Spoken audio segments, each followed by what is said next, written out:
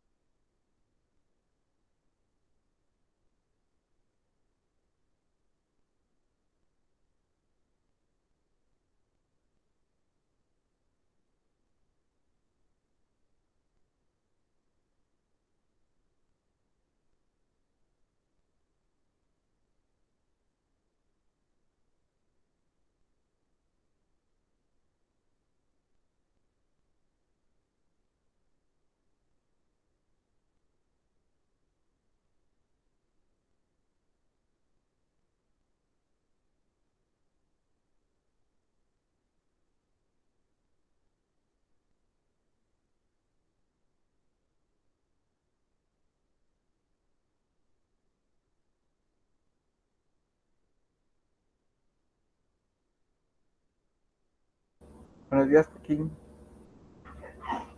Buenos días, licenciado.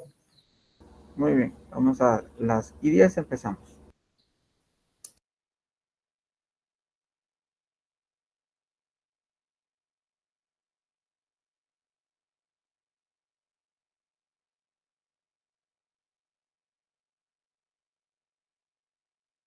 Hola, Héctor.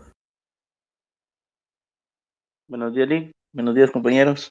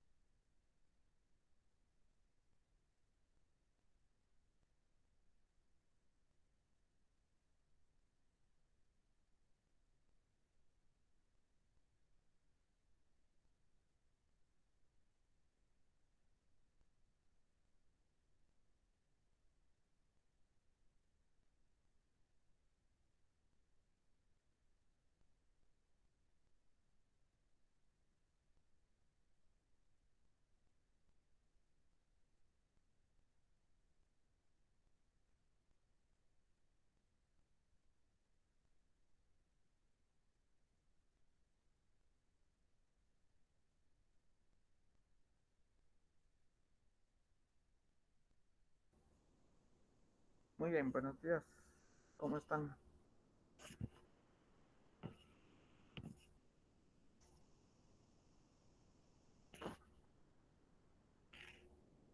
Bueno, vamos a arrancar primero con la parte de resumen de lo, como del tema, y luego de eso arrancamos con ejemplos.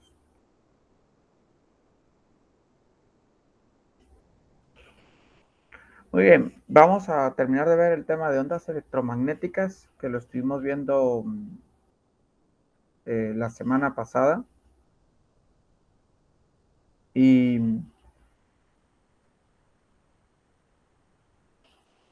de este tema tenemos que recordar puntos claves. Uno, que los campos magnéticos y eléctricos para este caso van a variar siempre en función del tiempo.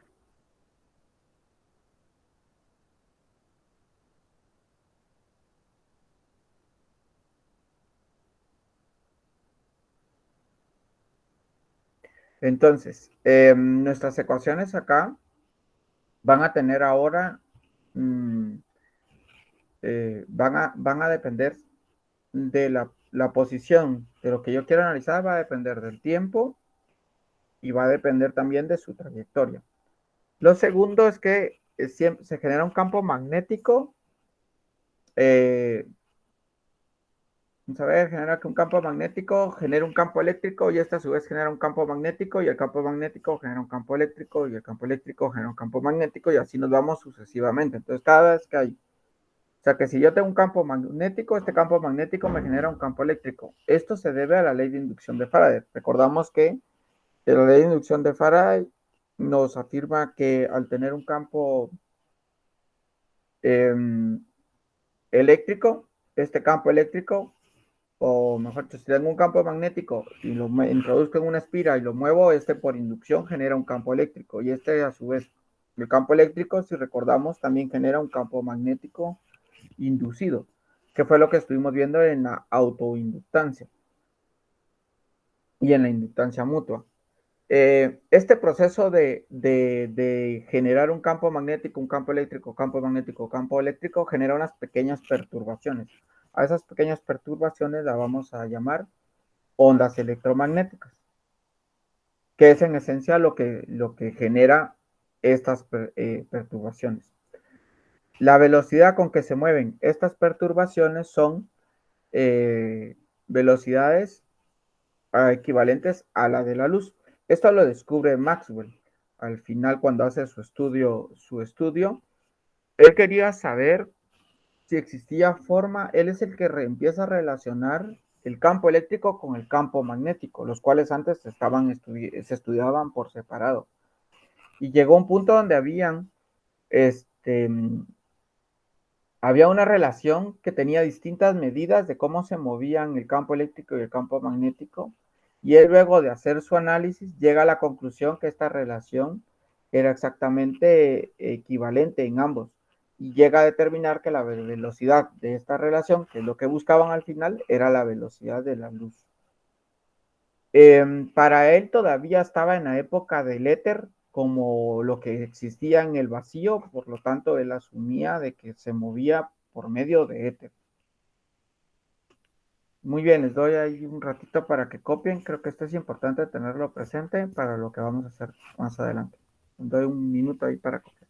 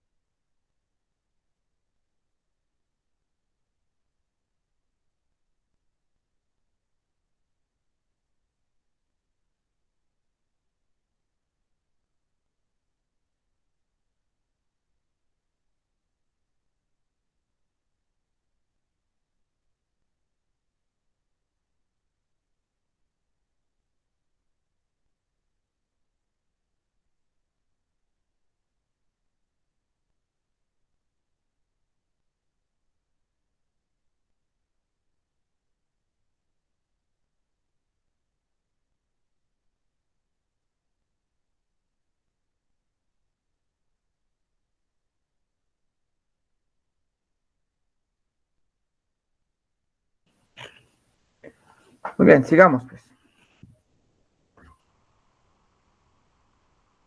Ecuaciones principales. Recordemos, vamos a hacer un recorrido histórico de lo que se vio en la física 5 principalmente. Vieran que la física 5 es fundamental para bueno, realmente todas las físicas van en forma escalonada y una es fundamental para la siguiente. Entonces, acá vamos a aprender un poco de la física 3 y mucho de lo de la física 5. Entonces, vean que lo primero es la ley de Gauss para campos eléctricos. Eso se ve en la física 5, desde la física 4 se ve realmente el campo eléctrico, porque la física 4 se divide en termodinámica y la parte electrostática, y ahí se analiza el campo eléctrico. Y en la física 5 se analiza el campo magnético. En la primera, recordar que la ley de Gauss lo que dice es que el área de la integral cerrada del campo eléctrico por el diferencial de área es equivalente a la carga encerrada partido epsilon sub 0. Luego de esta, la siguiente ecuación básica es la del campo magnético, que también se debe a Gauss.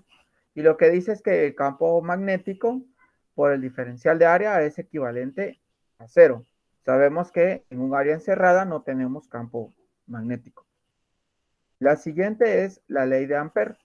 Esta ley de Ampère tiene la característica que cuando esta ya la genera Maxwell, y lo que hace es que usa una generalización de lo que plantea Ampère, y ya en esta se incluye el campo magnético debido a la corriente y debido al flujo eléctrico, que son las dos causas por las que hay un campo magnético.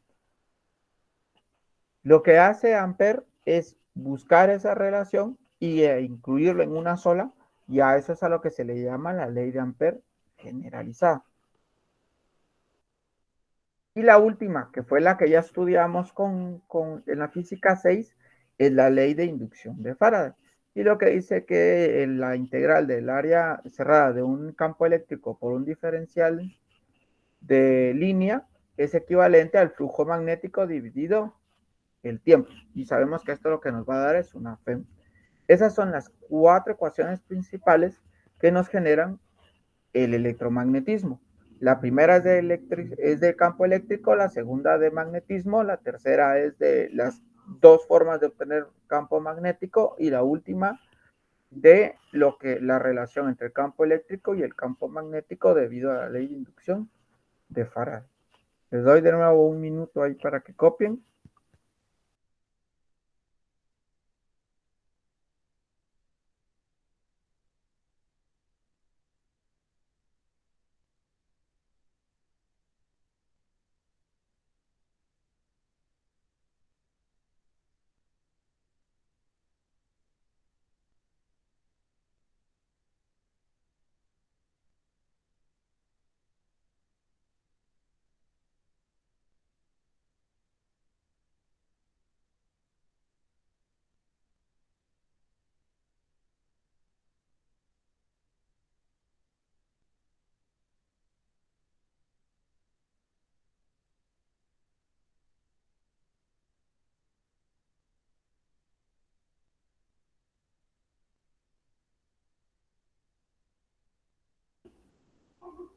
Muy bien, sigamos.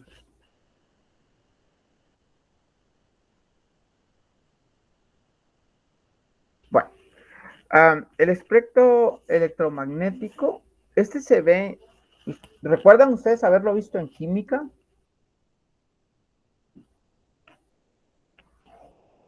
¿No recuerdan haber visto esto en química? No.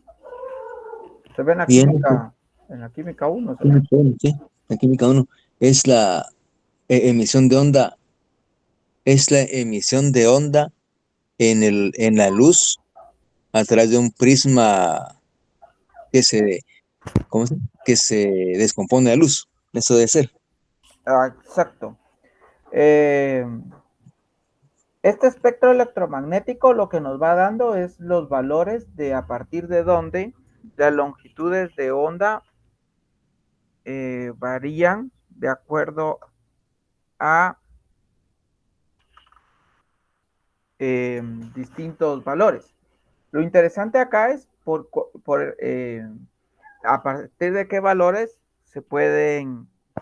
son visibles para el ser humano, y solo son visibles los colores rojo, naranja, amarillo, verde, azul y violeta. Por eso es que lo ultravioleta, los rayos X y los rayos gamma, que se descubren más adelante, generan el conflicto cuando se empiezan a hacer el estudio del origen de la radiación. Como no es perceptible para el ser humano visualmente, Entonces, eso es lo que hace, por ejemplo, que Mercury se enferme, porque ella recibió mucha radiación durante sus estudios que hizo sobre el radio. En esencia, acá la clave es tenerlo presente para cuando nos toca poder hacer cuando nos dicen un tipo de qué tipo de onda, qué tipo de frecuencia necesitamos para distinto material. Entonces, si por ejemplo dicen, bueno, se tiene un microondas y se va a analizar alguna situación en el problema, entonces nos vamos a la tablita y buscamos, bueno, el microondas tiene una longitud de onda de 10 a la menos 2 y una frecuencia de 10 a la 10 Hz para poder, para poder trabajar. Para eso nos sirve el espectro electromagnético en esencia en este caso. Muy bien. Otras relaciones importantes es que la relación para calcular la velocidad de la luz, que ya es parte de lo que hace Maxwell, se determina como el campo eléctrico dividido el campo magnético. Aquí lo que se hace es demostrar que cumple la ley de inducción de Faraday. Se tiene también que el campo eléctrico es igual a epsilon sub 0 por mu sub 0 por la velocidad de la luz por el campo eléctrico. Cuando se deduce esta ecuación, lo que se hace es demostrar que también una onda cumple con la ley de Ampère.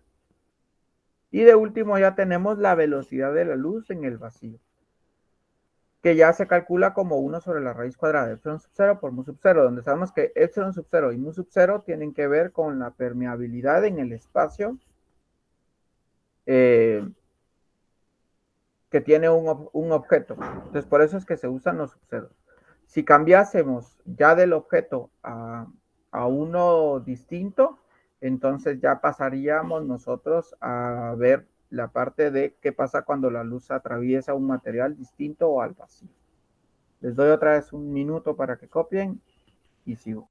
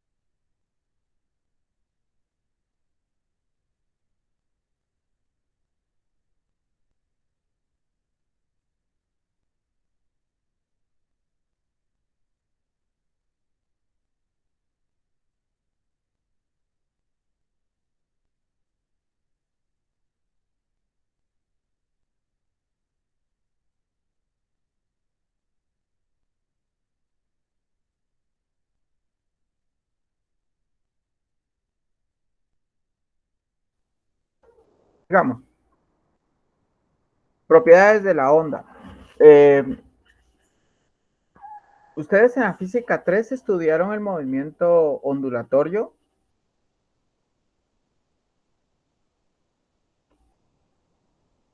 ¿Recuerdan haber estudiado el movimiento ondulatorio? Sí, lo estudiamos, pero ya no mucho me recuerdo, pero sí lo vimos.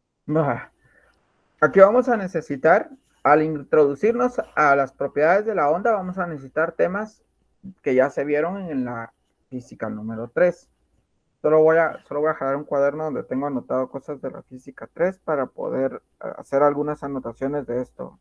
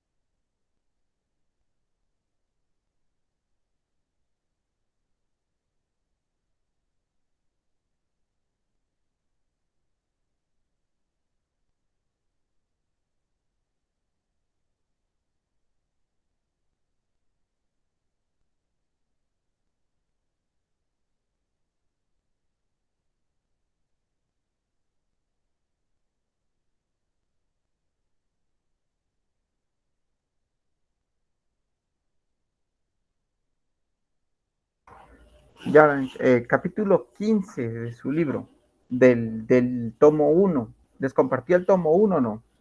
Yo recuerdo que creo que él me lo había pedido, ¿no? Vamos a revisar si les... Sí, pero no solo el 2, solo el 2 tenemos. No le subí el tomo 1. No, ¿Y él Pero está? ¿sí están los ¿Sí? dos? ¿Sí? ¿Ahí están los dos? Entonces, en el tomo 1, hay que repasar el capítulo 15, ¿oyeron? Principalmente, del tomo 1, que es casi de los últimos, que tiene que ver con lo de las ondas. Entonces, voy a amplificar un poco primero el dibujo antes de pasar a la explicación de lo que tengo para recordar ciertas cosas. Primero, hay que recordar que existen 3 tipos de ondas: la transversal, la longitudinal y la torsional. La transversal es la que oscila de arriba a abajo. Esa es la transversal. Por ejemplo, cuando usted juega Resorte. no, el resorte puede no ser realmente transversal. Pero cuando usted juega, cuando usted tiene un lazo y lo que hace es que tira una oscilación, por ejemplo, en ese caso es transversal. Cuando usted tiene un lazo y tira la oscilación, pero la oscilación usted la va a dirigir del eje X sobre el eje Y. Esa es la transversal, porque entonces va a oscilar en esta forma. Oscila en función del eje Y. La longitudinal si es con el resorte. Cuando usted golpea esos resortitos que venían en la feria y usted los golpea de esta manera, y lo que hace es que se mueve el resorte de atrás hacia adelante, esa es la longitudinal.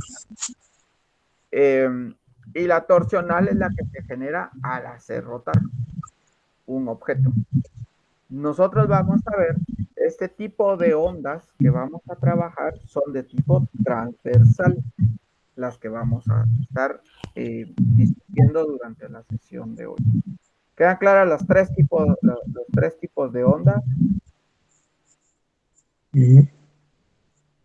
Eso nos va a dar una idea de cómo es el comportamiento final de la onda.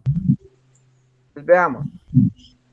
Primera característica es que es una onda transversal, o sea que se va a mover sobre la dirección del eje Y. O puede ser desde cualquier otro eje, pero siempre se va a ver en forma vertical, digámoslo así. Segunda característica es que el campo eléctrico como el campo magnético son perpendiculares a la dirección de la propagación. Es decir que si mi onda se mueve en esta dirección, entonces esta es la dirección. Entonces el campo eléctrico y el campo magnético se van a mover, digamos, acá estaría el campo eléctrico perpendicular a este y digamos que acá estaría el campo magnético también perpendicular a este. No sé si queda clara esa idea número 2.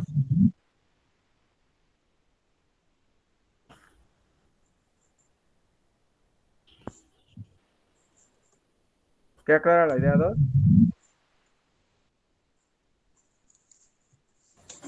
Sí, Lick. Gracias. Contesten, porque si no, no sé si de veras quedó claro. Siguiente. El campo eléctrico y el campo magnético son perpendiculares entre sí. ¿Qué implica esto? Entonces, que a la hora de relacionar estos dos, que son el campo magnético y el campo eléctrico, estos dos forman 90 grados también entre sí, el campo eléctrico y el campo magnético.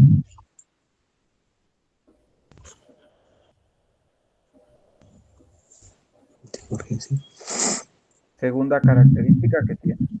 Siguiente. La dirección de la propagación es la dirección del producto cruz del campo eléctrico por el campo magnético. Entonces veamos. Voy a dejar de compartir para que me vean la mano. Entonces miren, ¿cómo regla de la mano derecha? La regla de la mano derecha es increíble cómo se usa. Se puede usar la regla. ¿Ninguno de ustedes es zurdo? Aquí. Digo, ¿No? ¿Ninguno de ustedes cuartos es zurdo? Yo, ¿Usted es yo, zurdo? sí. Vale. Se puede hacer la regla de la mano derecha sobre la mano izquierda, pero lo que hay que tomar en consideración es que cambia el sentido. Vale. Lo voy a usar primero con la derecha y luego me voy a pasar a la izquierda. Entonces, mire, pues, el campo magnético va en la palma, va a ir en los dedos y en la palma va a ir el campo magnético. Es decir, que si esta es la dirección de mi campo eléctrico,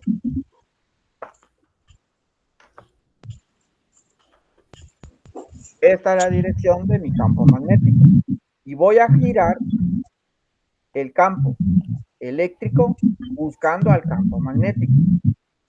Aquí, como mi campo magnético está aquí, mi campo eléctrico está hacia arriba, al girarlo, entonces me va a quedar el pulgar en la dirección de la onda, de propagación de la onda. En este caso, si yo tengo que mi campo eléctrico está aquí, mi campo magnético está acá y giro, mi onda va hacia atrás mío. Si mi campo eléctrico está aquí y mi campo magnético está aquí, entonces mi propagación de la onda es hacia la derecha. Aquí es clave, y miren cómo sirve la educación de preprimaria acá. Es clave que usted entienda entre adelante, atrás, izquierda, derecha, arriba y abajo. Son las 6 posibilidades de movimiento que puede tener o de dirección que puede tener la onda, dependiendo de el campo eléctrico y el campo magnético. Entonces, ahora, ¿qué pasa con la regla si lo hago con la mano izquierda? Porque realmente casi siempre cuando se enseña con la mano derecha, el problema está en que si hay un estudiante que es zurdo, le es difícil manejar la mano derecha porque ellos son los que se dirigen a la mano izquierda. Eso me pasó con un estudiante que era zurdo y me decía, mire, pero ¿y cómo lo hago con mi mano? Porque no logro entenderlo con la derecha. Entonces, lo que sucede es que vamos a usar el mismo concepto. Campo eléctrico, campo magnético. Lo cierro, pero lo que voy a hacer es que le cambio el sentido. Entonces, mi campo eléctrico aquí va para arriba, aquí va para arriba. Aquí está en el lado de la palma, aquí también va a estar en el lado de la palma. Pero al girarlo, lo que voy a decir es que si me quedó para atrás, entonces va para adentro, para delante mío. Y esa es como pueden traducirlo al caso de una mano izquierda. Que el pulgar lo voy a interpretar siempre al revés a la respuesta que me dé con la mano izquierda. Entonces, si aquí yo en la mano derecha me está quedando que va hacia adentro, bueno, quedaría en la misma posición realmente, pero aquí no puede ser la misma posición porque yo estoy diciendo que el campo eléctrico va para allá, pero el campo magnético va para allá. Entonces, si se dan cuenta, entonces lo que cambia es la posición, porque son como contrarios, digamos, uno de los dos hay que cambiar el sentido para que la dirección sea la correcta. ¿Dudas con la regla de la mano derecha? ¿Cómo es otra vez? Con eso costó con la mano derecha. Campo eléctrico en los dedos. Palma de la mano, campo magnético. Pulgar, dirección de la onda.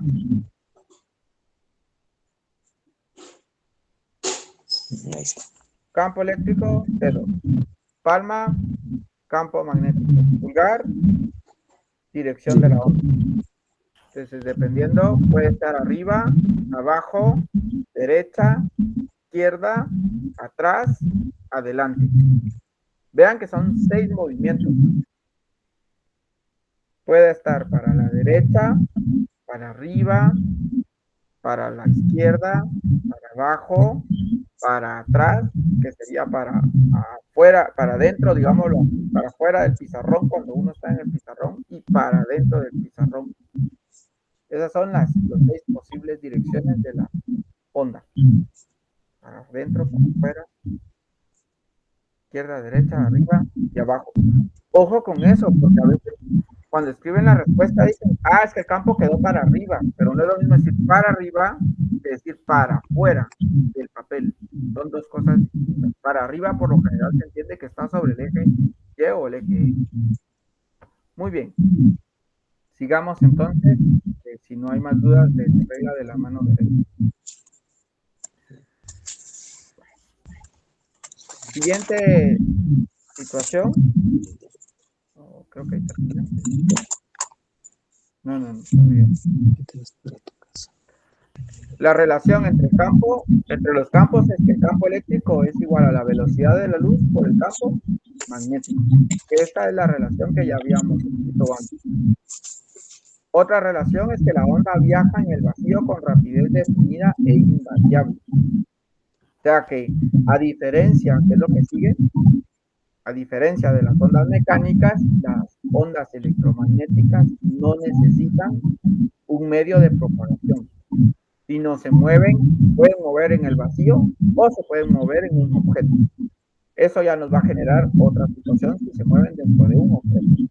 Esas son las propiedades de las ondas que vamos a estudiar. Les voy a dar un minuto ahí para copiar y me dicen cuando termine.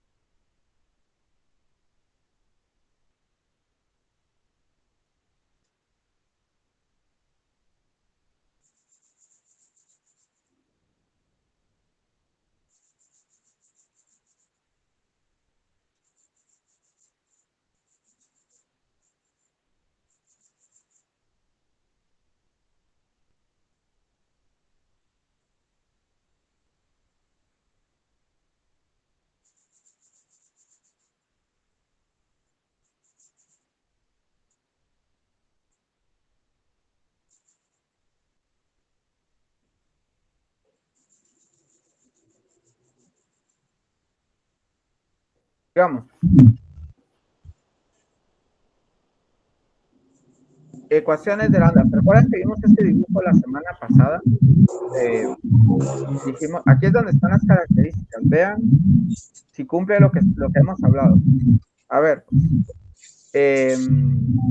primero vemos que el campo eléctrico está en el eje Y. Es perpendicular al campo magnético. Cumple la característica. La propagación de la onda va en sentido del eje X. Por lo tanto, es perpendicular al eje Y y también es perpendicular al eje Z.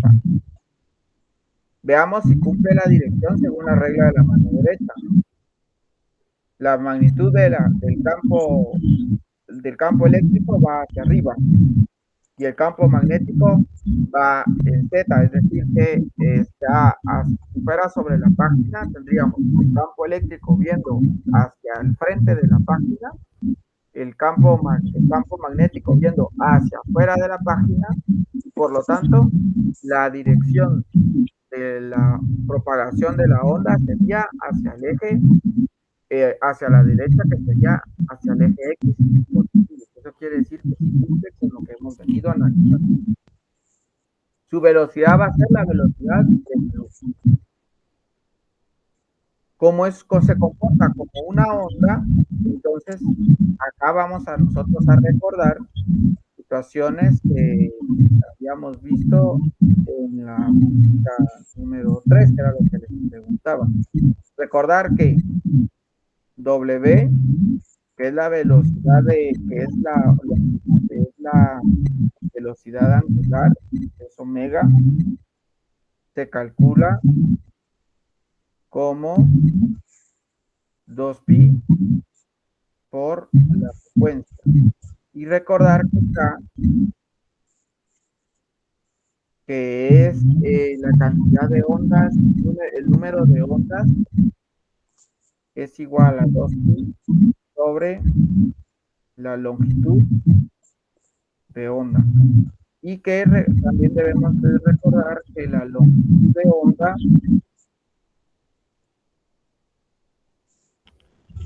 es igual a, es igual a, vamos a ver si es la longitud de onda,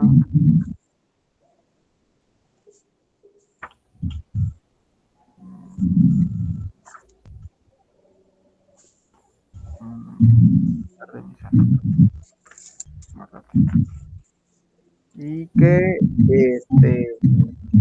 la longitud de onda es igual a la velocidad de la luz partido. A ellos no las agarran de blanco, pero a Jorge le agarran de blanco. Eso. La frecuencia. Quitarle la frecuencia a Jorge.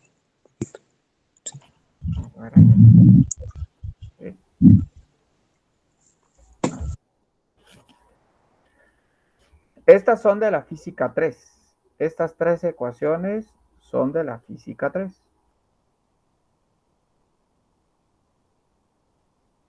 Que están en el capítulo número 15. Cuando vieron química, vieron esta de acá. Esta de acá se usa en química. Y por lo general servía para usar el espectro electromagnético. Y se miraba en la parte antes de entrar a ver el principio de incertidumbre y antes de ver lo de los números cuánticos y todo eso. Muy bien. Observemos que esta ecuación es una ecuación de tipo senoidal, ya que consta de el coseno del ángulo dentro de su función. Y el argumento depende de dos cosas, su posición y el tiempo, que era lo que hablábamos de que era la característica principal de estas de estas ondas que íbamos a estudiar. ¿Qué pasa si viaja si cambiamos la dirección de uno de los valores? En este caso, vemos que en lugar de ir sumando, en lugar de ir restando, se suman y cambia el sentido. ¿Por qué? Porque se cambió el sentido del campo magnético. En este caso, al cambiar el sentido del campo magnético, la dirección de la onda va hacia el eje menos X. De nuevo les doy un tiempo para copiar y solo voy a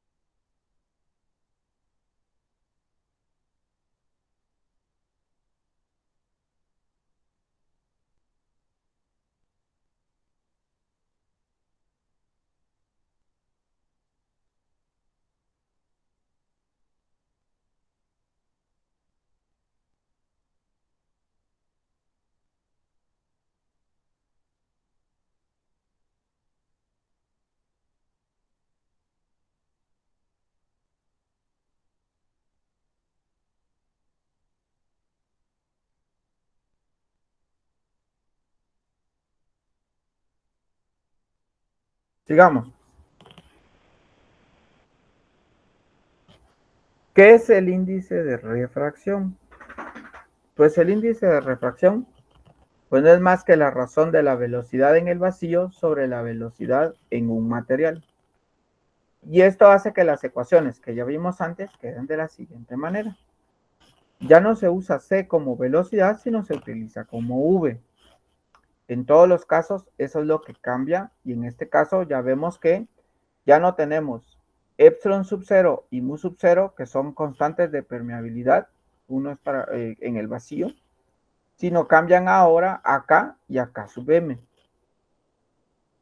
Y al final se tiene que si K sub M es aproximadamente equivalente a 1, entonces se puede determinar como el índice de refracción igual a la velocidad de la luz sobre la velocidad en el material, que es equivalente a la raíz cuadrada de K, que sería epsilon sub 0 por una constante, que eso se vio en el campo eléctrico principalmente y también cuando se vieron capacitores.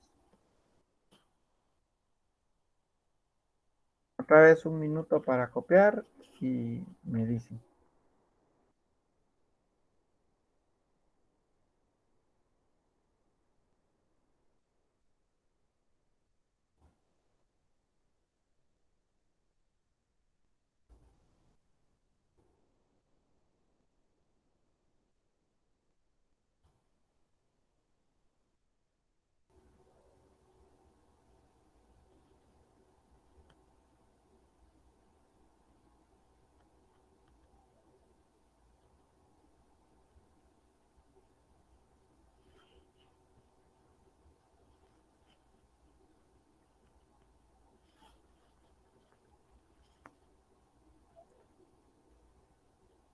Seguimos. El vector pointing. Bueno, resulta que al tener nosotros este movimiento de las ondas y generar esta perturbación que nos generan las ondas electromagnéticas, estas almacenan energía. Y para determinar esa energía que fue almacenada por una onda electromagnética, se utiliza el vector denominado vector Poynting. El nombre de Poynting se debe a la persona que descubrió este, este vector. El nombre de la persona es John Poynting, era el apellido, en 1852 y 1914. Entonces vean que solo es la unidad de medida que nos va a dar esto es watts. Dado que la variación del tiempo es muy rápida, porque la velocidad con la que se mueven es la velocidad de la luz, entonces no se calcula tanto el vector pointing, pero es más eficiente utilizar un punto medio, que es a lo que se le llama la intensidad de la propagación de la onda. En este caso, se calcula como el vector pointing promedio, es decir, que se calcula E máximo por campo eléctrico máximo por campo magnético máximo dividido mu sub 0, dividido mu sub 0 por 2.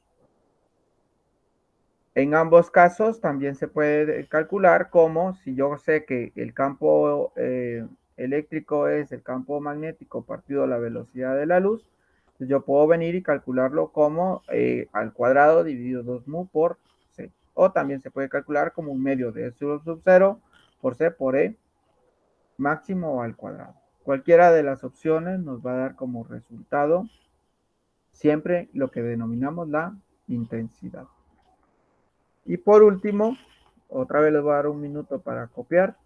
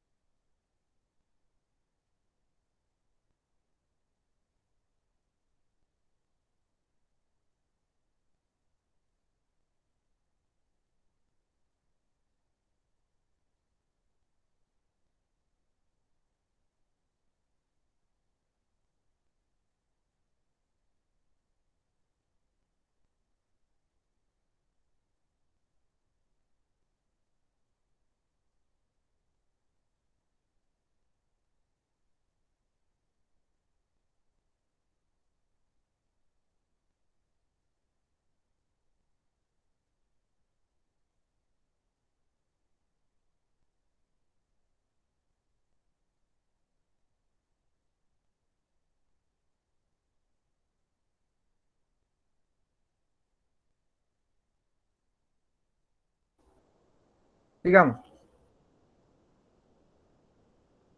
Pero esperen, voy a ver por qué está llorando un perrito.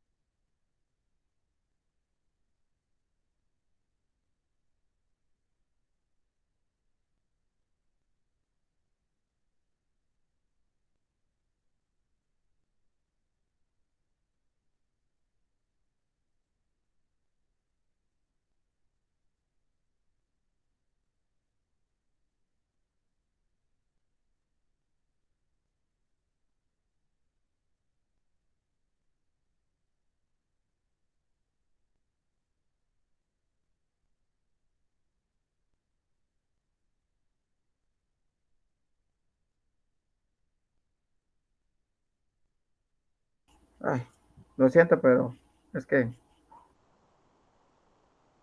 mi perrita estaba subida en un peldaño, ya se quería suicidar la pobrecita. Muy bien, sigamos pues.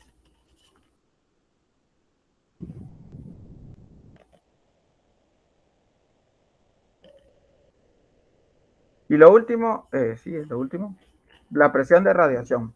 Esta es al golpear una onda contra una pared, evidentemente se va a generar un momento, una cantidad de movimiento. Es decir, que va a haber un choque. Cuando la onda es absorbida por completo por la superficie, digamos que cuando usted ilumina su cuarto, la luz se propaga en forma de onda y golpea contra las paredes de su cuarto. Las paredes absorben esa luz. Para determinar el valor de esa absorción, se utiliza entonces lo que se denomina la presión de radiación. Y no es más que 1 sobre el área donde va a golpear por la cantidad de movimiento, dividido el tiempo, o que también es igual al vector Poynting dividido la velocidad de la luz, que también es igual al producto del campo eléctrico por el campo magnético dividido mu sobre la velocidad de la luz. Y este es más o menos ya el resumen del capítulo número 32, que es con el que finalizamos ahora.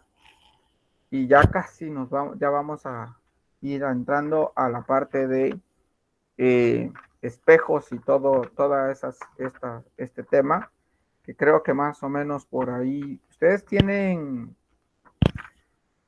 los exámenes, por lo general son, creo que la última semana de octubre, ¿no? Los exámenes finales del semestre.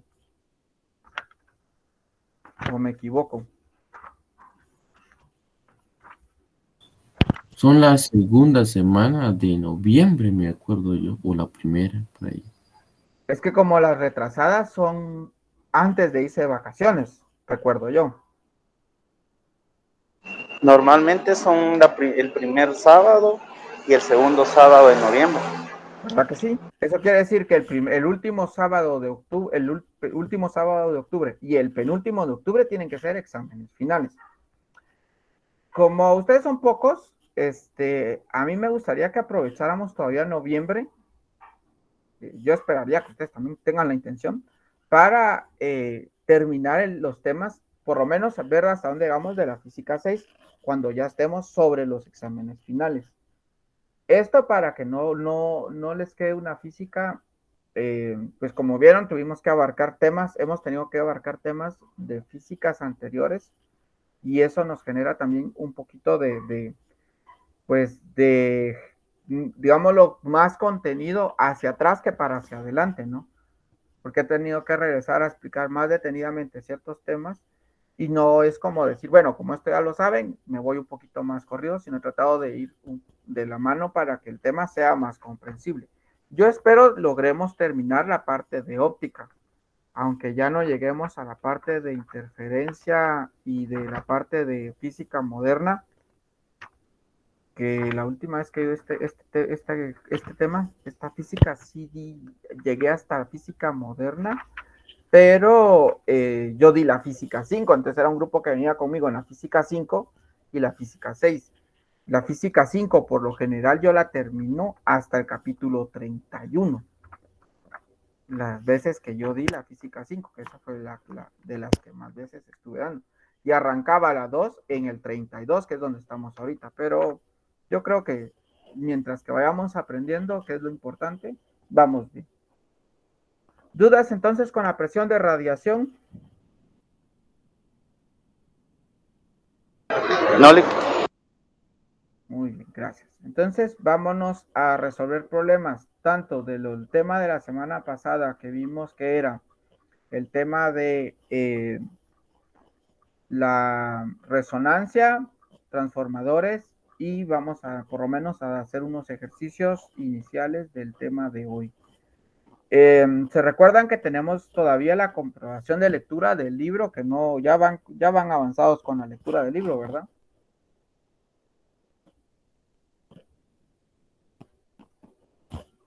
¿Cómo van con la lectura del libro?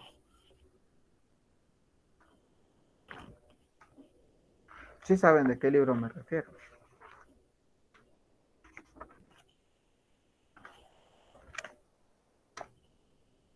Al libro que habla sobre Faraday. Bueno, vamos a ver, estamos a 18. ¿Te recuerdan que su próximo proyecto, el primero ya lo tuvieron que haber entregado la semana pasada? El siguiente proyecto se entrega a finales de mes y el último se entrega en quincena de octubre. Sí, sí, era un genio. Entonces, a ver, para que nos recordemos. Segundo proyecto, entregan el 30 de septiembre, más o menos. Dejemos como 30 de septiembre para que lo recordemos. Tercer proyecto, siguen siendo abiertos. Se entrega 15 de octubre. Vamos a hacer la comprobación de lectura el 7 de octubre. O sea, solo estoy dando fechas, o sea, a mitad de entre el 15 y el 30 haríamos la comprobación de lectura para que tengan tiempo para leer todavía. Tendríamos un segundo examen parcial probablemente el 15 de octubre, o puede ser que sea el 30 de septiembre, que sería el capítulo 32 y finales de... Vamos a dejarlo tentativamente 30 de septiembre. 30 de septiembre es bueno, es 20 algo de septiembre, 20. Vamos a ver, hoy tenemos 18, 29, no, quedaría mejor a principios de octubre. Lo vamos a dejar a principios de octubre. Así es, Héctor. Entonces vamos a dejar el segundo parcial para la primera semana de octubre.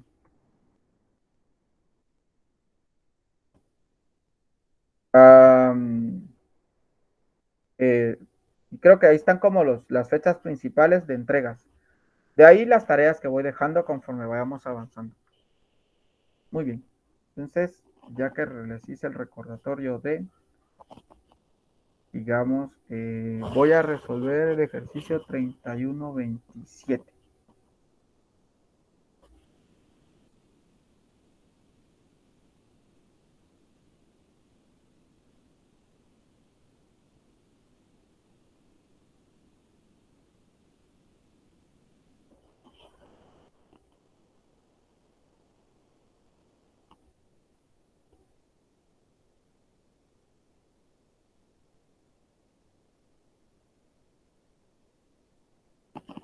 Estamos en la sesión 9, creo que estamos.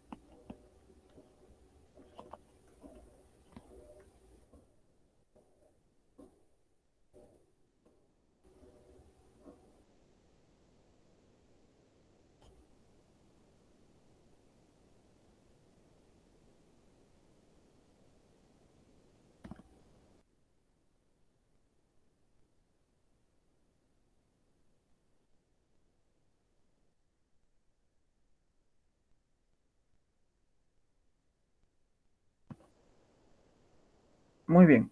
Dice, se tiene un resistor de 200 ohm, un inductor de 400 Hz y un capacitor de 5 microfarads y una fuente de corriente de frecuencia variable con amplitud de 3 voltios. Y se conectan los 4 elementos para formar un circuito en serie. ¿A qué frecuencia será máxima la corriente en el circuito? Entonces nos preguntan cuál es la frecuencia máxima. Entonces, para encontrar la frecuencia máxima, como en este caso estamos en la unidad de resonancia, pues tenemos que recordar que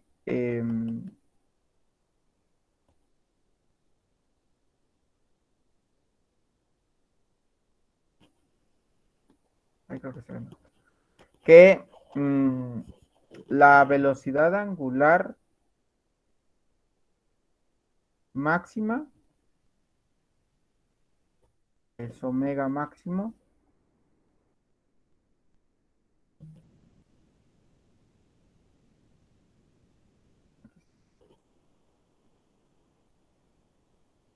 es igual a 1 sobre la raíz cuadrada de la impedancia, de la inductancia y la capacitancia.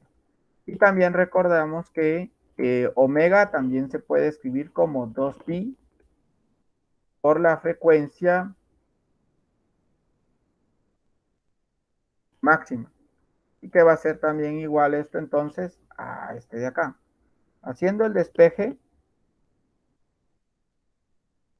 nos quedaría entonces que la frecuencia va a ser igual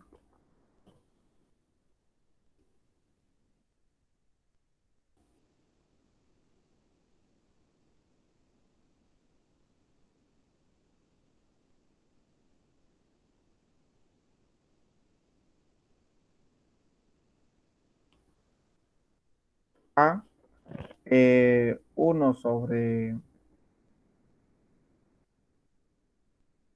esto dividido 2pi. Haciendo la sustitución correspondiente, nos quedaría entonces que esto es igual a 2pi por 0.400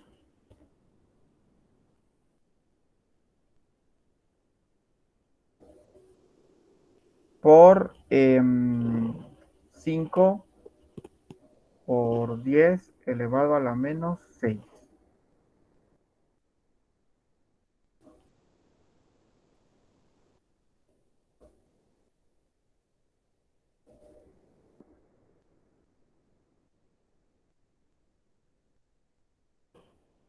Esto nos da como respuesta que la frecuencia, que quedó a mí,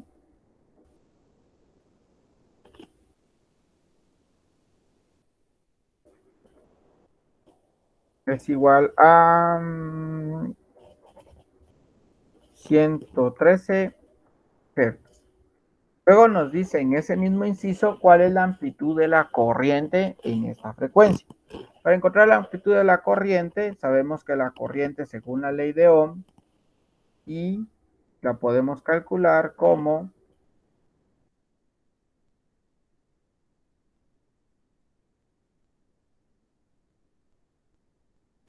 el voltaje dividido la resistencia.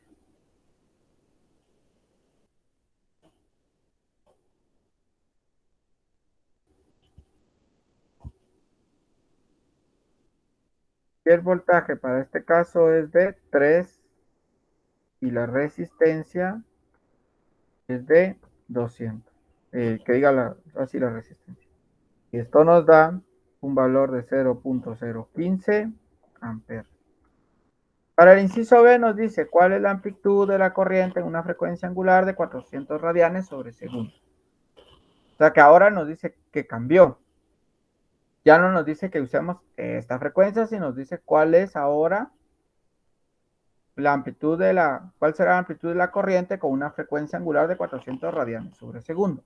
Como hay una frecuencia para este caso ya definida, entonces lo que vamos a hacer es calcular las impedancias para cada caso. Entonces tenemos que la impedancia de el inductor es igual a los 400 radianes por segundo multiplicado por el valor de la inductancia, 0.400. Y esto me dio a mí 160 ohms.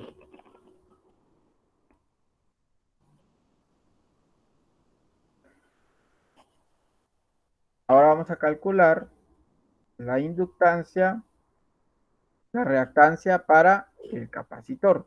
La reactancia del capacitor, recordamos, es 1 dividido la velocidad angular por el valor de la capacitancia, es decir, por 5 por 10 a la menos 6.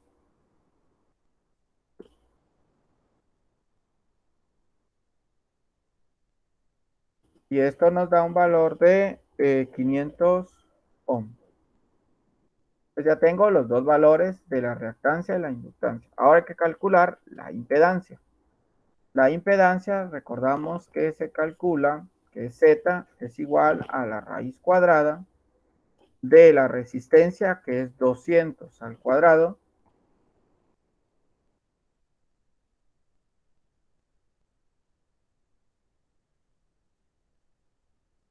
más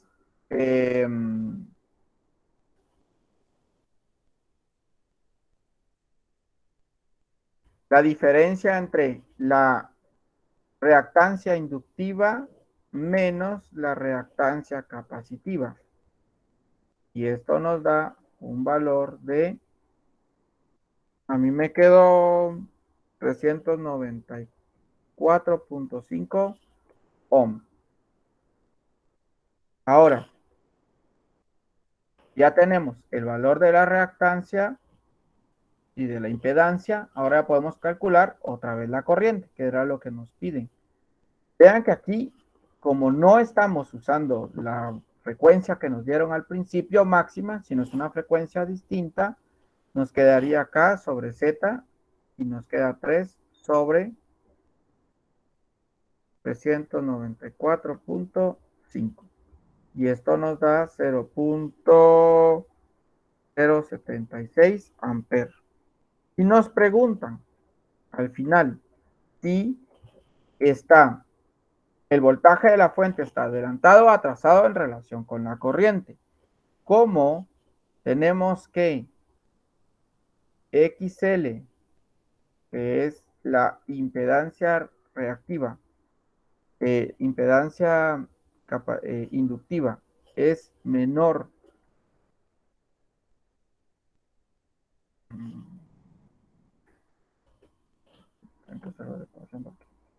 es menor que la impedancia capacitiva, entonces lo que decimos es que va retrasado. Y se acabó el problema. ¿Preguntas?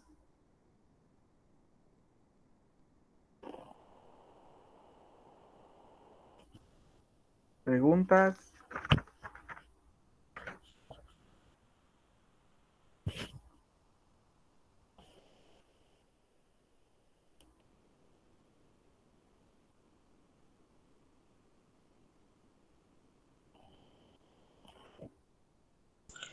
¿Es retrasado porque es negativa o porque es positiva?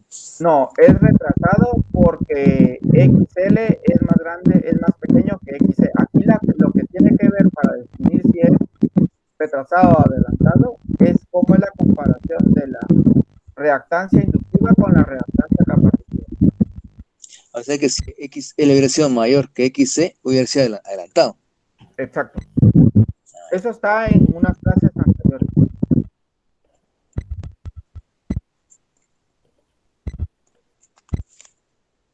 Muy bien, veamos el siguiente.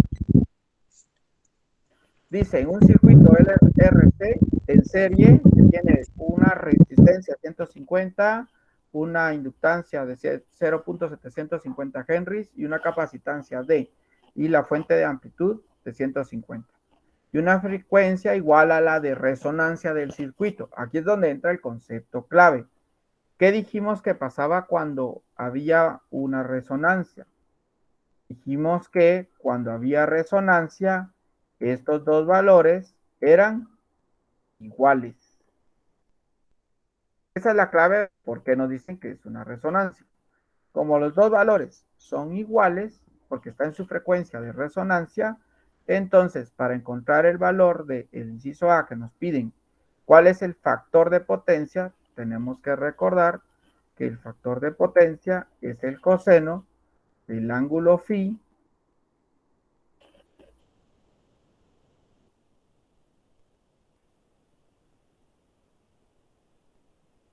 del ángulo phi.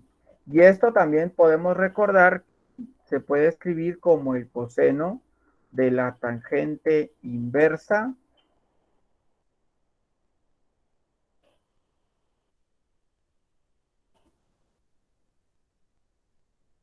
de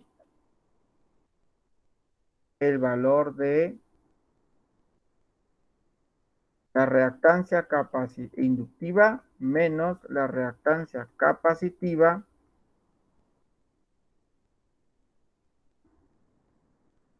sobre la resistencia. Y como son iguales, entonces nos va a dar que lo que está el argumento dentro de la tangente inversa es 0. Y la tangente inversa de 0 es 0. Y el coseno de 0 nos va a dar que es 1. Entonces, esto nos queda porque estos dos son iguales.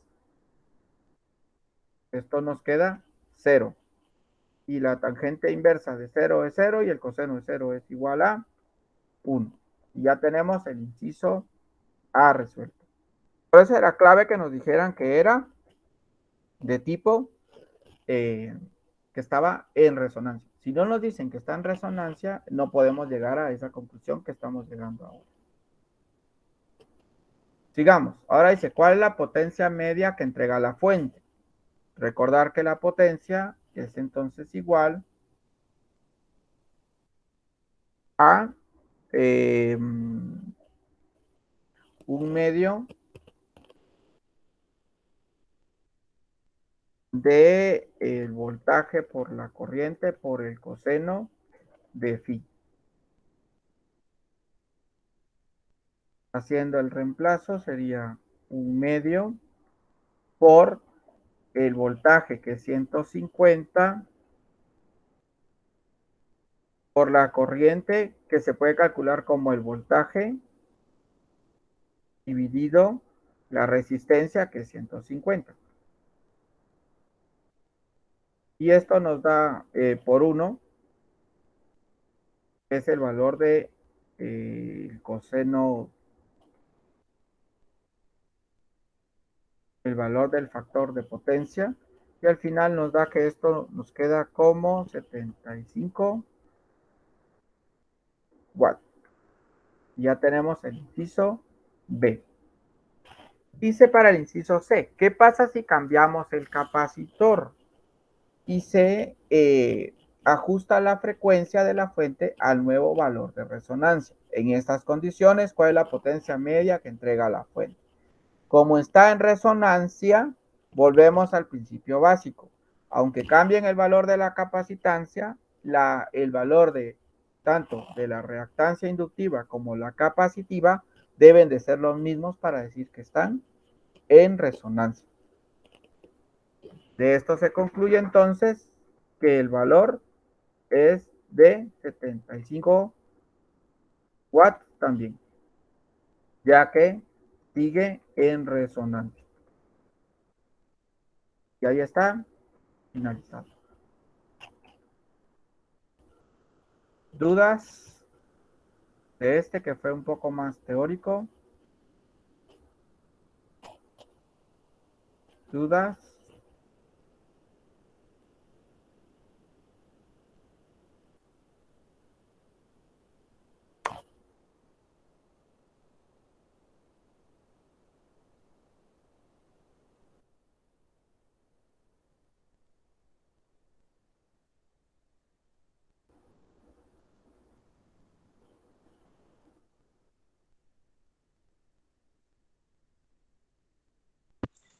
¿Cómo fue que sacó el inciso C?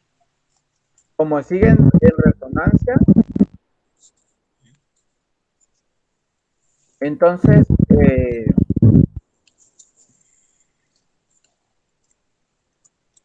se mantiene el valor porque está en resonancia.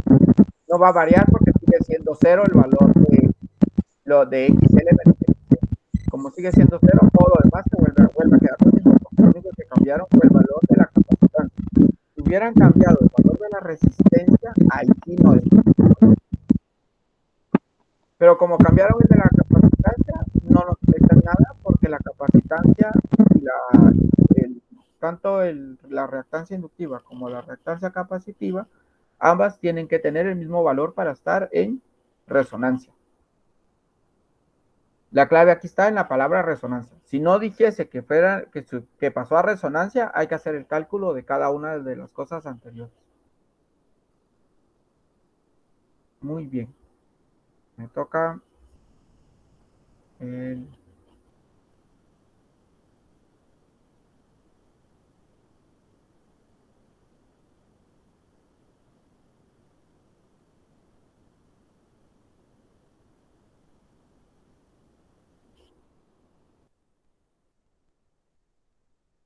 Vamos ahora el 36.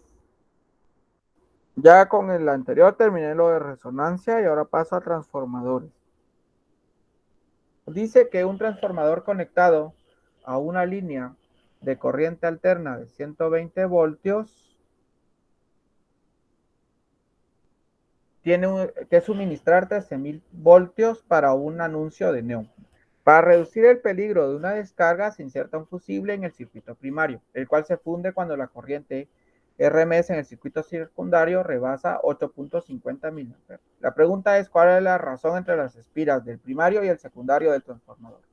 Entonces acá recordar que entonces nosotros tenemos que la relación entre las espiras, que sería N sub 2, siempre anoto N sub 2 primero, es el número de espiras de la fuente secundaria sobre el número de espiras de la fuente primaria, ese es equivalente también a los voltajes, al voltaje secundario sobre el voltaje primario. Esto es entonces, quiere decir que hay que dividir los 13.000, que es la segunda fuente que nos dan, sobre 120. Y esto nos dio un valor de 108. Esto es adimensional porque estamos dividiendo dos unidades de medida iguales. Voltaje sobre voltaje nos queda adimensional. Quiere decir que la relación es de 108 veces. Para el inciso siguiente dice cuál es la potencia que debe suministrarse al transformador cuando la corriente en el secundario es de 8.50. Como nos piden la potencia, tenemos el valor de la resistencia, tenemos el valor de la corriente, la potencia recordamos que es igual a I por B. En este caso vamos a usar, como nos están diciendo del secundario, entonces tendríamos 13.000 multiplicado por 8.50 mili es por 10 a la menos 3 amperes.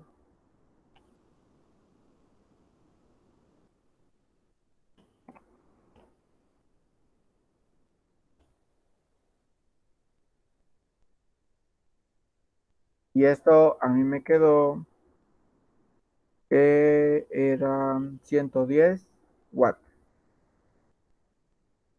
Y el inciso C dice cuál es la corriente nominal que debería tener el fusible en el circuito primario. Lo que nos están preguntando en este caso para el inciso C es si la corriente del circuito primario se pasa de la corriente del circuito secundario, va a disparar más voltaje del que necesita. Y por ende, si nos pasamos de esos 8.50 miliamperes, el neón estalla. Entonces la pregunta es, ¿cuál debería de ser la corriente que se transmite al inicio para que la corriente final sea exactamente los 8.50 miliamperes? Eso es lo que nos quieren decir en otras palabras. Entonces para encontrar la corriente, como ya conozco Y aquí es clave porque la potencia de salida debe ser igual a la potencia de entrada. Si me paso de la potencia de entrada, la potencia de salida va a ser mayor y por ende me pasé de la corriente que yo tenía. Entonces, usando ese principio que acabo de decir, ya venimos y decimos entonces que la corriente no es más que la potencia dividido el voltaje. Y eso es igual a los 110 dividido 120.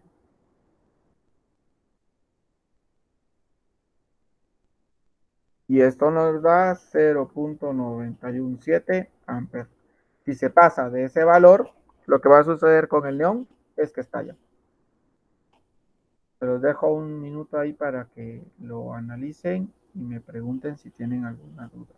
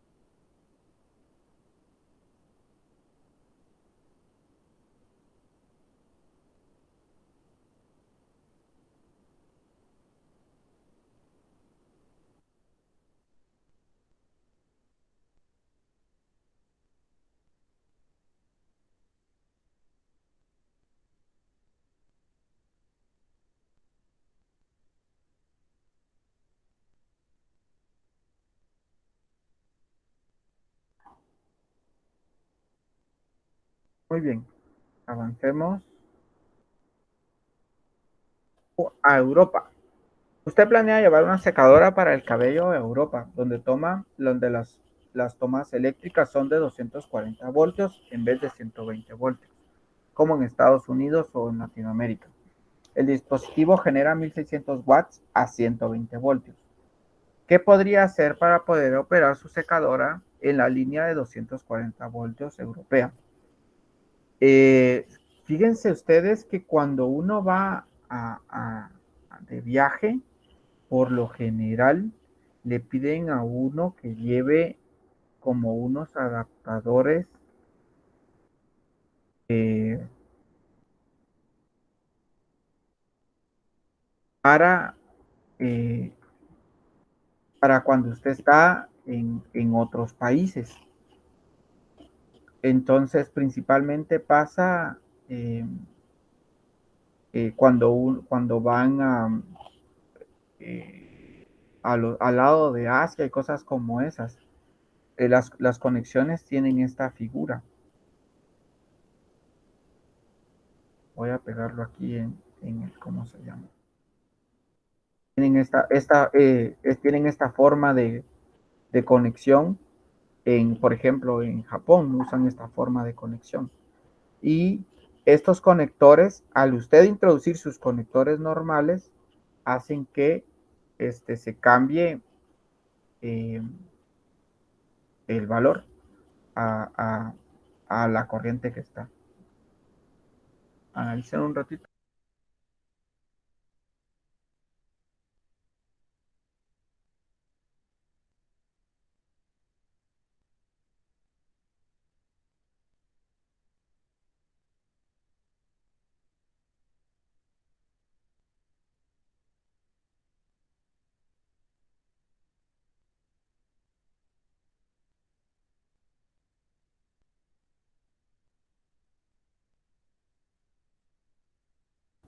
Entonces, cuando ustedes viajan, tienen que ver qué tipo de conexión hay al país donde van, para que no les pase que ya estando, hay hoteles que le dan a uno ese conector, pero hay otros donde no dan ese conector, para que lo tomen en cuenta cuando algún día salgan esta parte. Muy bien, Entonces, ¿qué hay que hacer acá? Pues usamos el mismo principio que el caso anterior y volvemos a plantear de nuevo esta ecuación. Y lo que hay que buscar es cuál es la relación que existe para saber qué tipo de conector de estos vamos a comprar. Entonces, el voltaje 2 para este caso es el que usted tiene, que es 120. Y el voltaje 1 es el que le dan, que es 240 en el lugar donde usted está. Y la respuesta acá nos quedaría de 1 medio. Quiere decir que él tiene que comprar un convertidor que la relación sea de 1 medio. Si compra uno que la relación sea mayor o menor, puede generar que no le funcione al final. Muy bien. Inciso B, ¿cuál es la corriente que tomaría la secadora en un toma en Europa? Entonces, lo que queremos ahora es calcular cuál es el valor de la corriente. Como conocemos para este caso la potencia, porque no la dan, que es de 1600 watts, entonces ya sabemos que de lo que vimos aquí antes, podemos calcular la corriente utilizando la potencia y el voltaje. La potencia en este caso es de 1600 watts. Y como va a ser la que obtenemos allá, va a ser con el valor del voltaje en el lugar donde vamos a estar. Y la respuesta nos quedaría, a mí me quedó 6.67 amperes. Para el inciso C vamos a usar una ecuación que dice que la resistencia va a ser igual de la resistencia eficiente,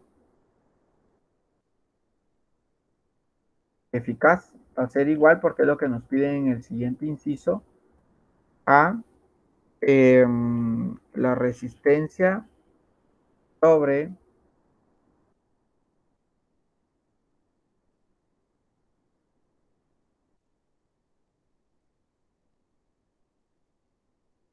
N1, ¿sí?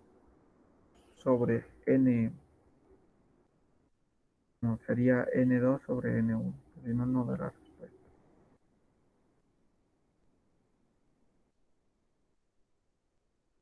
Sobre N1, todo esto elevado al cuadrado.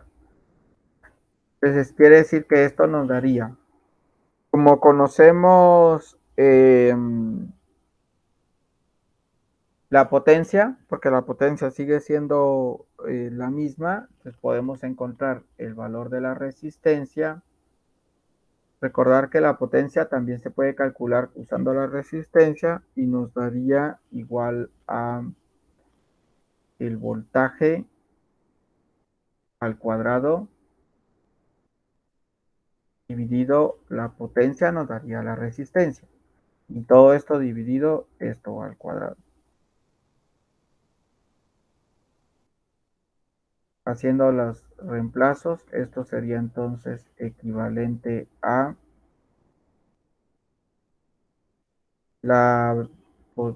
el voltaje al cuadrado, que es 120, porque nos lo piden, parecería tener la secadora. O sea, nos están pidiendo el valor que la secadora realmente está recibiendo.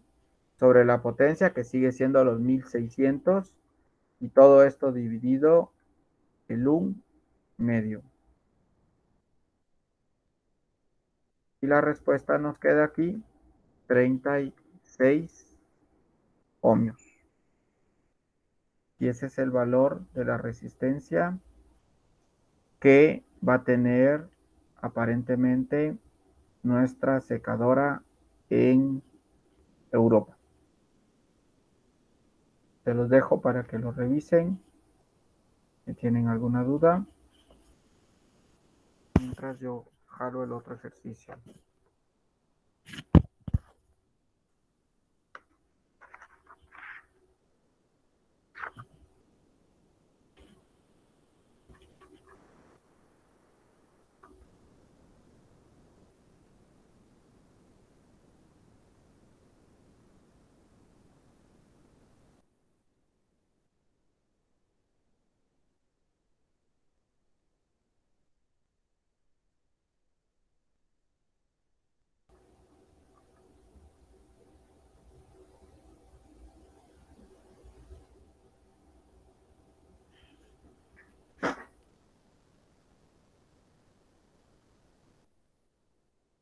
Muy bien. Este es de comprensión. Entonces, para hacer este ejercicio, lo voy a resolver en la presentación. ¿Se recuerdan que voy a copiar después lo que escribo en la presentación? Este es el ejercicio 32.2. Lo voy a resolver aquí en la presentación.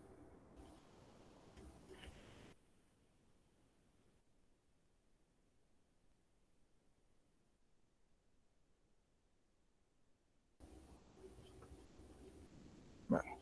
Porque voy a hacer dibujos. En el ejercicio 32.2 y el siguiente que voy a hacer, hay que usar la regla de la mano derecha. Por eso es que lo voy a hacer aquí. Entonces vean, pues, nos dice, hay que dibujar los vectores. Donde consideremos. Recuérdense que todo por lo general se trabaja. Acá, el eje Y vamos a tener, y aquí, el eje X. Y hacia dentro y hacia afuera, el eje Z. Bueno, entonces veamos el primero. Dice, E está en dirección de más X. O sea que E va aquí. Y tenemos que B está en dirección de más Y. B está aquí. Y dijimos que vamos a hacerlo girar, ¿quién? A E, que busque girando a B. Regla de la mano derecha. Aplicando la regla de la mano derecha, tendríamos aquí, tenemos a, voy a dejar de compartir para que vean lo que voy a hacer con la mano.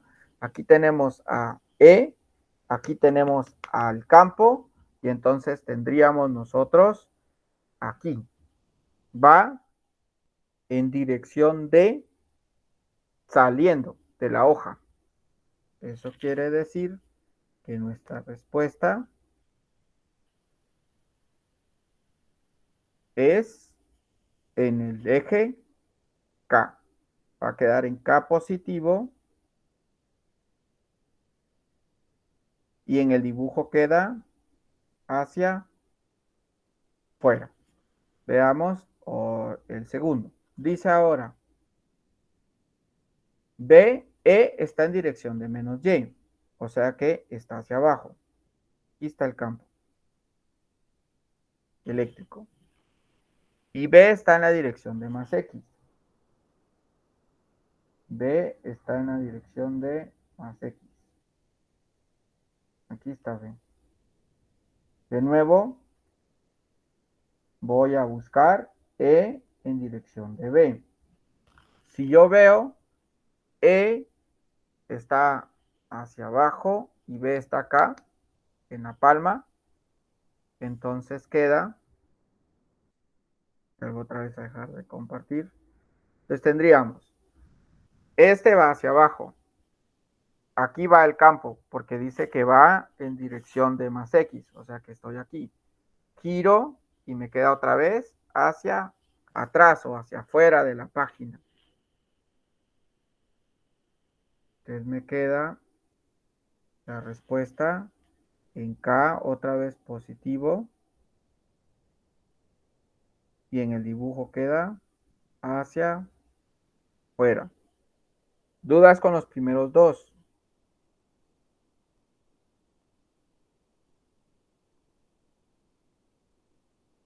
¿Dudas? ¿No? Bueno. C. Dice que E está en maceta, es decir, que va hacia afuera. Y B está en dirección de menos X, o sea que está aquí. Aquí está B. ¿Para dónde iría entonces el campo ahí? Pues nos vamos otra vez. Aquí está más interesante. Ahora, digamos que mi frente es el plano. Entonces, campo va hacia allá.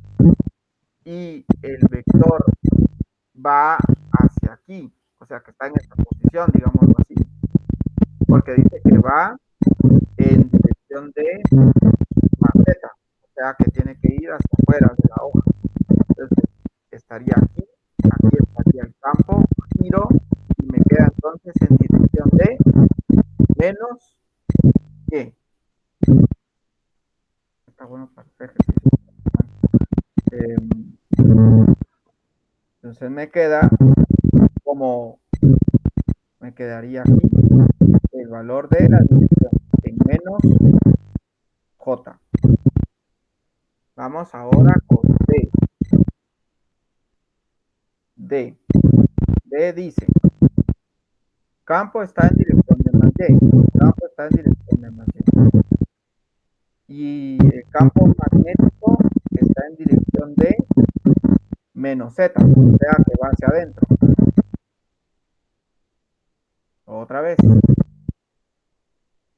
Para acá tengo el valor de campo eléctrico.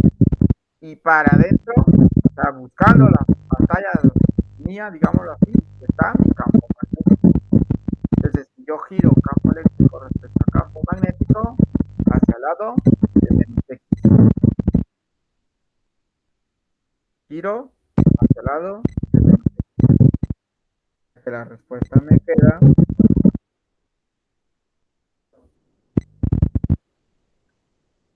aquí. Es decir, en menos Y. ¿Dudas con el primero?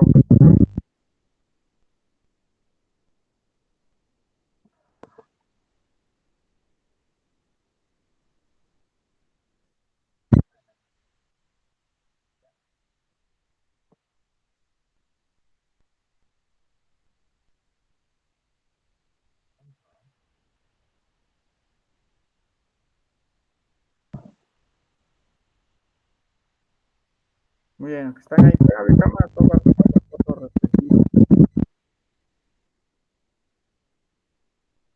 Ya se me fue Daniel. Sí, ¿verdad? Sí, ya se me fue Daniel.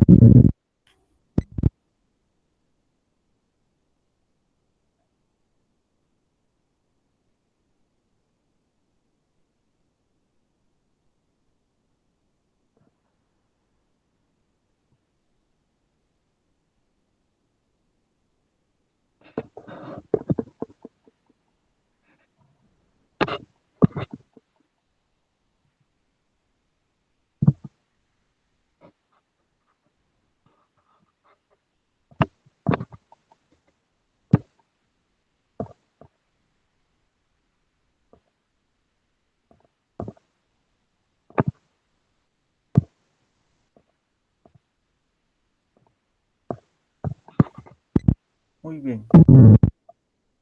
Sigamos. Ahora vamos a hacer el ejercicio número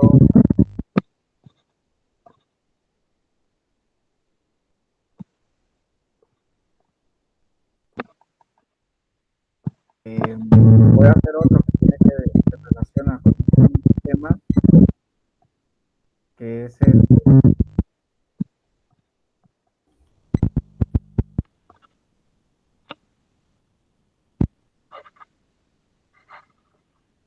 C y el D no van ni afuera ni adentro porque lo que está afuera o adentro es el campo eléctrico o el campo magnético. Sino esos están hacia la izquierda o hacia la derecha o hacia arriba o hacia abajo.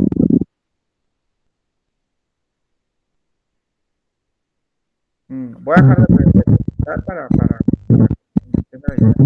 Lo que sucede es que en este caso, en el C y en el D, el campo magnético está o hacia adentro o hacia afuera. Por lo tanto, las respuestas me están quedando o hacia la izquierda o hacia la derecha o hacia arriba o hacia abajo. No hacia atrás ni hacia adelante.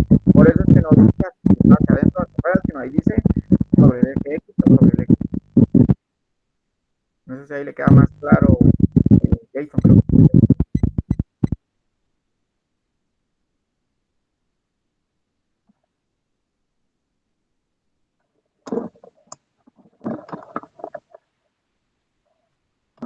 Muy bien.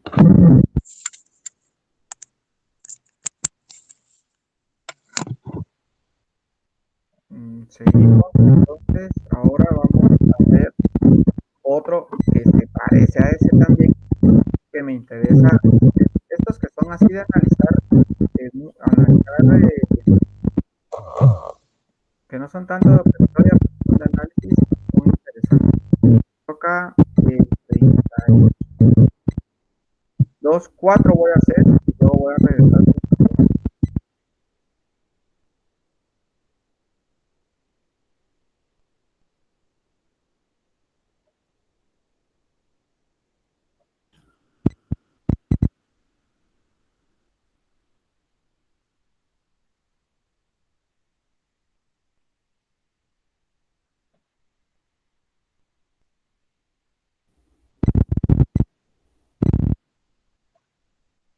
Muy bien, veamos qué nos tiene en el 32, 4.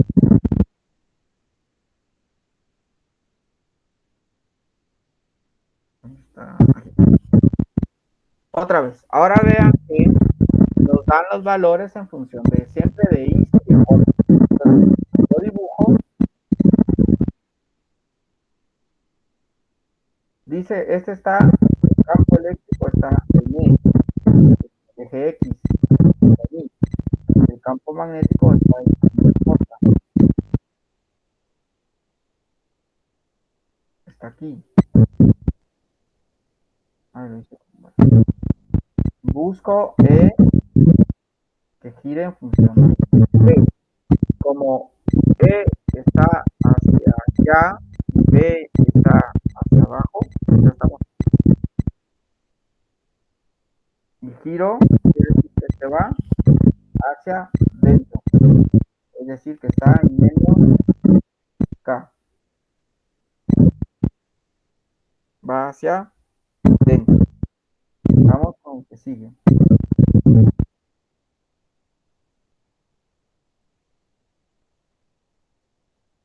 Dice, E está en J y B está en I.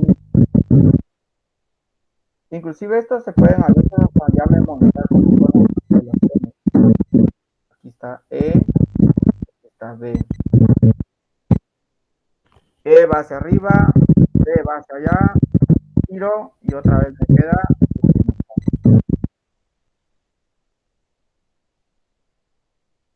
Busco que E, busco B, entonces me queda, está en menos, está, o sea, va hacia dentro. Otra vez. Vamos con el siguiente. Dice que C, E va hacia adentro y B va en negativo.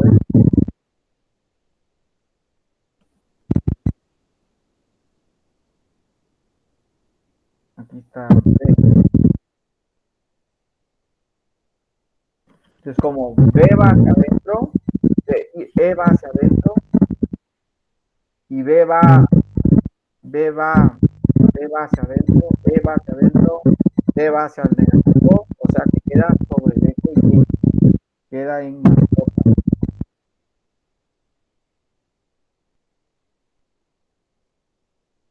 Queda en más J.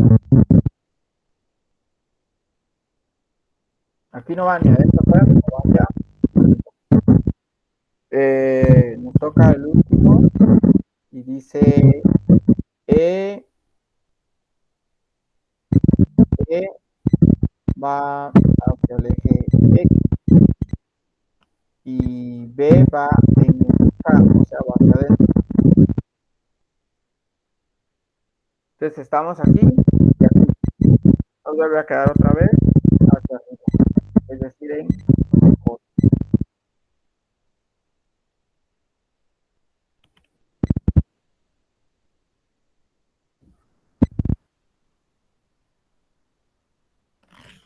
Y listo. Ya están resueltos los, la solución del ejercicio.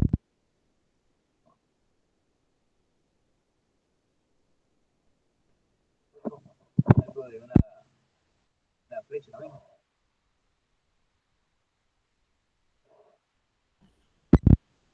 ¿Dudas con esto?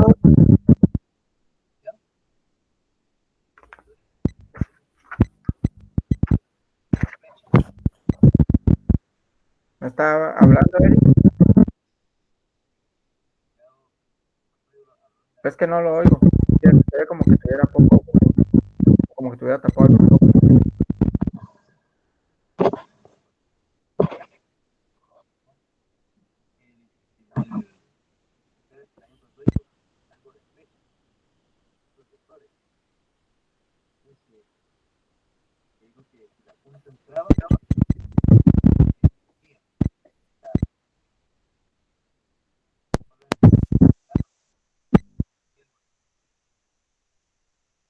Fíjese que sigo sin oírlo.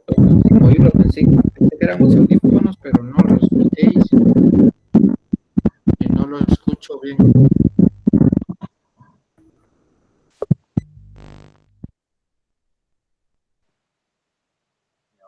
Lo escucho a lo lejos, pero ya lo escucho un poco más claro. Es que como que hubiera una interferencia, algo así. Es que el año pasado, ingeniero, hablando de una flecha, que si la punta entraba, que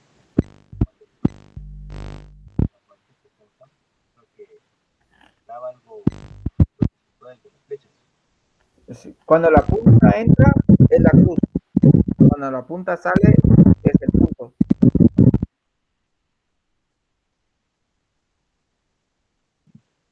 Ah, entonces puede ser que solo es la mala señal.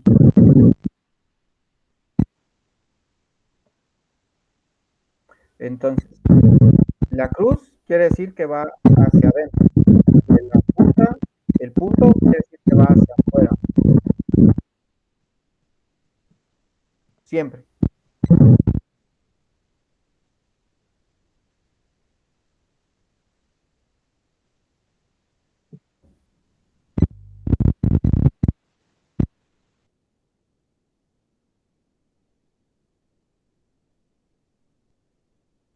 Repito solo la última parte entonces. Como van hacia adentro, uno de los dos puede ser que vaya E o vaya B hacia adentro. Entonces, lo que tengo que recordar es que giro E buscando a B. En el primero, B va hacia adentro, E va hacia adentro y B va hacia la izquierda. Entonces, por eso me queda más J. Y en el último, me queda B hacia adentro y J y E me queda hacia la derecha. Entonces, giro y queda hacia afuera. Por eso quedan los dos más J. Vamos a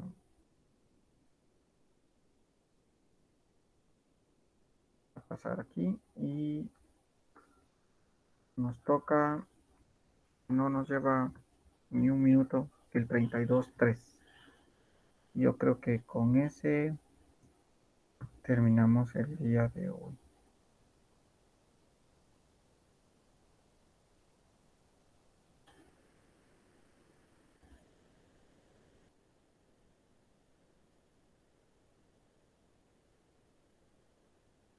Muy bien, el 32.3 dice, una onda electromagnética sinusoidal se propaga en el vacío en la dirección de más z. Si un distante determinado en un cierto punto en el espacio, o sea que está en el espacio, el campo eléctrico se encuentra en la dirección de más x y tiene una magnitud de 4 voltios por metro. ¿Cuál es la magnitud y dirección del campo magnético? Acá solo hay que usar la relación entre el campo eléctrico y el campo magnético y recordar que el campo eléctrico es igual a C por B. Entonces, esto nos lleva a decir que el campo magnético va a ser entonces igual a E sobre C. Es decir, que va a ser igual a los 4.00 dividido dentro de 3 por 10 elevado a la 8 es la velocidad de la luz.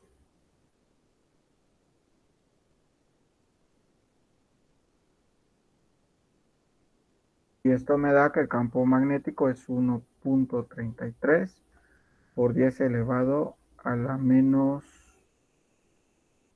8 teslas. Y la dirección es, la dirección de la onda. Como nos quedó positivo el campo eléctrico y el campo magnético, quiere decir que uno va en el dirección del eje X, que sería acá, y el otro va en dirección del eje más Y, que sería acá. Por lo tanto, va hacia afuera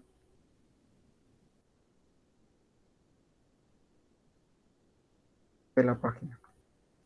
O en más acá.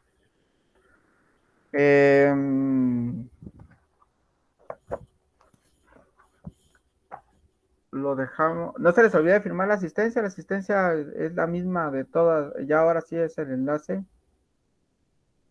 Es el mismo enlace para todas.